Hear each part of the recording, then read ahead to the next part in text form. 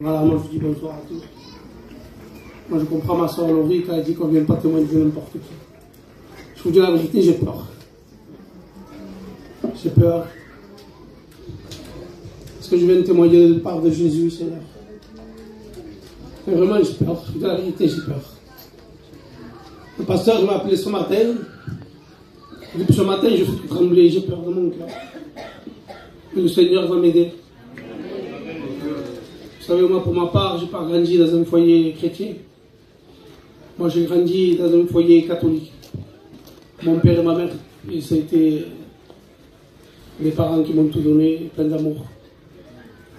On ne vendait pas de la drogue, je vous demande pardon. On ne faisait pas de mal et on se croyait sauvés. Mais on était loin du compte, on était perdus. Notre secours, c'était Sarah la Noire, Sainte Marie de la Mer. Et puis avec toutes les traditions qu'on a, nous, vous savez, notre peuple, c'est la grand-mère faisait ça, l'oncle faisait ça. Et on est obligé de le faire, mais ce n'était pas ça. Et puis un jour, j'ai grandi, j'ai rencontré ma compagne. Et ma compagne, c'était une chrétienne, elle a grandi dans les choses de Dieu. Et puis un jour, elle m'a témoigné. Elle m'a témoigné de Dieu qu'elle servait. Et puis nous, on savait par orgueil. Moi, j'ai dit non, mais toi, reste avec ton Dieu, moi, je resterai avec le mien. Et puis le temps a passé comme cela. Et il s'est passé 20 ans. Et vous savez, au bout de 20 ans, j'ai eu 38 ans. C'était au mois de juillet 2019. Je suis parti à Barcelone chez ma famille parce qu'il y avait un mariage. Et puis à ce mariage, tout s'est bien passé. Le lendemain, on est allé manger à un restaurant. Et puis à ce restaurant, je me suis assis à table avec mes cousins. Et puis, j'ai pas eu le temps de boire mon verre et je suis tombé. En une fraction de seconde. Je suis tombé par terre et là j'ai compris le pire ce qui se passait. Et vous savez, là je commençais à avoir peur. Je vous disais, là je suis tombé par terre et là quand je suis tombé, j'ai senti qu'il y avait quelque chose dans ma vie qui n'allait pas. Parce que vous savez, quand on sent que c'est grave, c'était pas un mal de tête que j'avais. Et puis là les pompiers sont venus me chercher. Et puis, on m'a amené à l'hôpital. Et à l'hôpital, là-bas en Espagne, vous savez, ils m'ont amené dans un hôpital et ils m'ont mis plein de machines. Et puis j'entendais les docteurs qui parlaient l'espagnol, moi je parle très bien l'espagnol. Et il y en a un qui disait à l'autre, c'est Tamourine, il est en train de mourir. Parce que j'avais ma tension, elle est montée jusqu'à 26. Et là j'ai eu peur pour ma vie. Et puis au moment donné, le docteur dit, on va le transporter à un autre hôpital. Et je vous passe au cours à l'autre hôpital. 1 heure s'est passée, 2 heures, 3 heures, 4 heures, 1 jour, 2 jours. Puis mon état s'est stabilisé. Mais j'allais pas bien. Parce que j'étais allongé, je ne pouvais plus bouger. Le seul moyen que je parlais, c'était cligner des yeux. Je n'arrivais plus à me lever.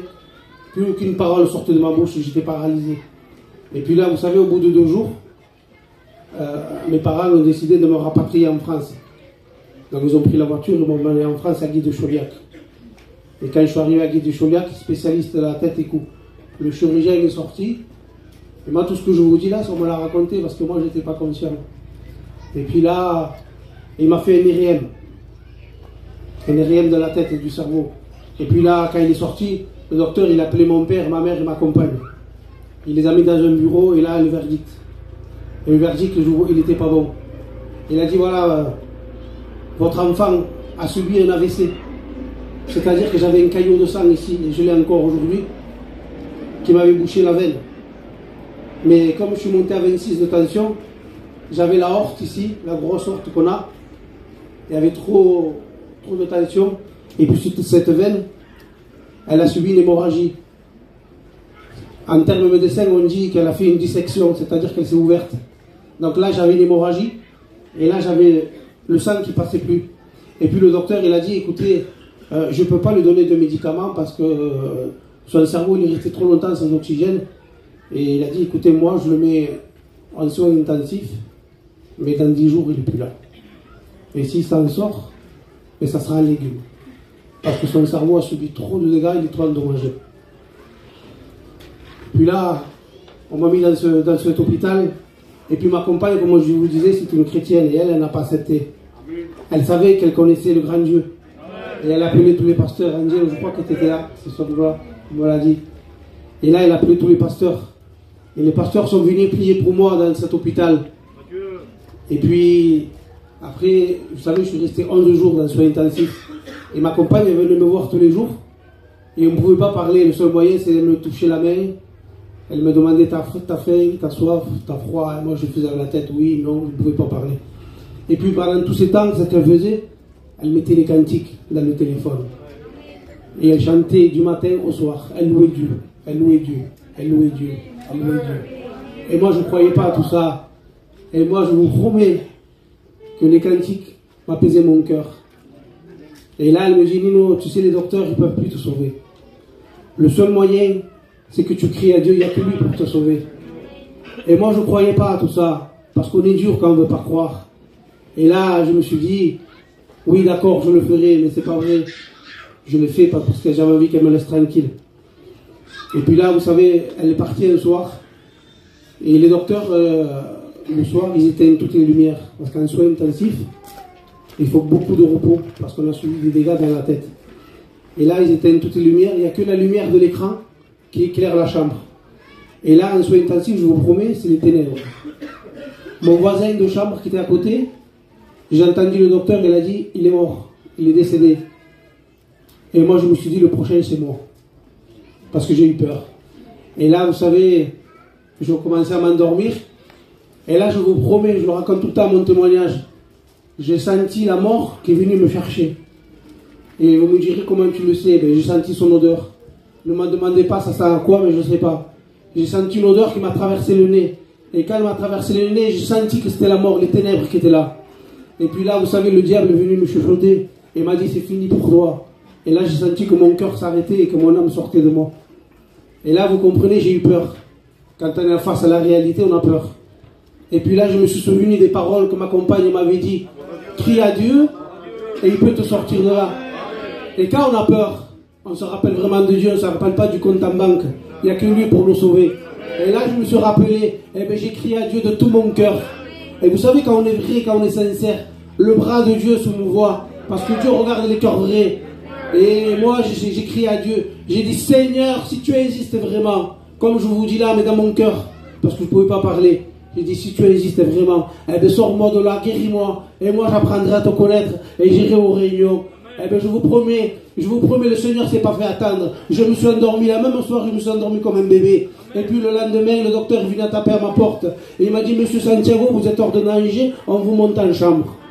Et là, je me suis dit, c'est pas possible. C'est pas possible, c'est quoi ce Dieu? Mais j'y croyais pas parce qu'on est dur de cœur. Vous savez, on veut une expérience, et puis 2, et puis 3. Et puis on ne tient pas les promesses. Et puis avec le temps, je vous passe au cours. Le docteur est venu dans ma chambre et il m'a dit, Monsieur Santiago, ben voilà, vous avez subi un AVC. J'ai dit, oui, je sais. Alors il m'a expliqué. Et il m'a dit, mais le problème, c'est que votre cerveau, il a été trop endommagé. Et vous avez beaucoup de séquelles. Et je ne vais pas rentrer dans les détails, mais il y en avait beaucoup. Et moi, celle qui m'a fait le plus mal, elle m'a dit, écoutez, monsieur, je suis désolé de vous dire ça, mais vos jambes, elles sont paralysées à vie. Parce que je ne les sentais plus. Et il m'a mené un fauteuil roulant, et il m'a assis dessus. Il m'a dit, monsieur, il faut vous habituer à ça. Vous êtes paralysé à vie maintenant. Et puis là, moi, je me suis dit, non, c'est pas possible. Et puis, je me suis assis dans ce fauteuil. Alors, je ne savais pas comment il fallait faire. Je tournais à droite, à gauche, je tapais les murs. C'était tout nouveau pour moi. Et je n'ai pas accepté. Et puis, je vous passe au cours. Avec le temps, je me sentais un peu mieux. Et j'ai dit à ma compagne, j'ai dit, Rachel, amène-moi aux réunions, parce que moi, j'ai promis à Dieu que s'il me sortait de là, j'irai aux réunions. Et bien, lui, il a tenu sa promesse. Et maintenant, c'est à moi de tenir la mienne. Parce que bien souvent, on fait des promesses et on ne les tient pas. Alors moi, je me suis approché de Dieu et je suis allé aux réunions. Et les réunions, c'était Angel à l'époque qui tenait la réunion. Comme semblable comme celle-là. Et je me suis assis. Jonathan, te rappelles, mon frère, quand je venais. Et je venais et j'arrivais pas à marcher. Et puis je me suis assis, Seigneur, je veux connaître. Et bien voilà, il y a eu les cantiques. Il y a eu les témoignages. Et puis je me suis approché 1 jour, 2 jours, 3 jours. Et puis là, je me suis dit, mais c'est pas possible, ce Dieu il fait des miracles. Et puis là, je me suis dit, il n'y a que lui pour me sauver. Il n'y a que lui pour me sauver. Alors là, les réunions, vous savez, c'est le mardi, jeudi, dimanche. Et moi, ça ne me suffisait plus. J'ai dit, Rachel, maintenant, il faut que tu ailles me vienne, achète-moi une Bible. Parce que moi, je voulais me nourrir dans la parole de Dieu. Et puis là, j'ai commencé à lire la Bible. Et puis là, je vous promets, je suis tombé amoureux de la personne de Jésus. Et vous savez, quand on aime quelque chose, on ne regarde plus le temps. S'il pleut, s'il vente, s'il neige, on veut toujours être à ses côtés. Et puis tous les jours, je cherchais Dieu. Et puis là, j'ai commencé à créer l'intimité dans ma chambre. J'ai fermé ma porte et j'ai commencé à parler avec lui. Et vous savez quoi, il m'a répondu. J'ai dit, Seigneur, pourquoi tu ne me guéris pas, Seigneur? Et puis il m'a répondu, et m'a dit, oui, je veux te guérir, mon fils. Mais d'abord, il faut que tu apprennes à me connaître. Et là, je vous promets, mon cœur était dans la joie. Et puis j'ai commencé à avancer avec le Seigneur. Et puis avec ma compagne, on s'est approché de Dieu de plus en plus. Et vous savez, aujourd'hui, moi je suis là, je vous témoigne de ce Dieu vivant et vrai. Vous savez, à l'époque, il y avait Jésus de Nazareth, il marchait dans les rues de Jérusalem. Et il faisait des miracles. Et aujourd'hui, peut-être qu'il est là, il passe dans les rangs. Et puis, quand il guérissait quelqu'un, il disait, allez vous montrer au sacrificateur. Et bien moi, aujourd'hui, je suis là, je vous montre à mon peuple. Et je vous dis, regardez ce que le Seigneur de gloire a fait. Il s'est glorifié. Contemplé par vous-même, il n'y a plus rien, il n'y a plus de fauteuil roulant, il n'y a plus rien. J'ai crié à Dieu, il m'a relevé. Et aujourd'hui, il n'y a plus de fauteuil roulant. Je suis plus un handicapé avec le respect que je vous dois. Que le Seigneur vous bénisse. Amen.